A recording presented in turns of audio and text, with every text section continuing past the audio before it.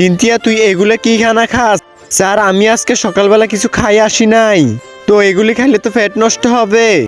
আরে তুই আবার এটা কি পরে আসলি? কাল থেকে ক্যাশ পরে আসবি, যা এখান থেকে। স্যার আজকে আমাকে অনেক অপমানি করেছে, স্যারের অনেক খবর আছে।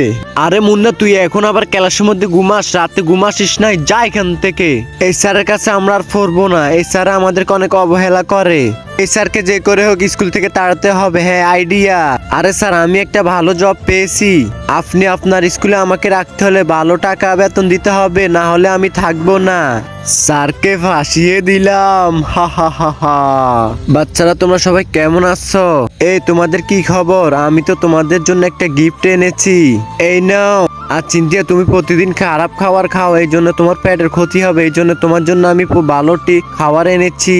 আরে স্যারকে আমরা তো ফাঁসিয়ে দিলাম। আরে স্কুলে থাকলে থাকবেন, না থাকলে নাই, আপনি এসব উল্টা পাল্টা কি কইবেন? হ্যাঁ যাও তুমি আমার স্কুল থেকে চলে যাও। ঠিক আছে আপনার স্কুলে থাকবো না।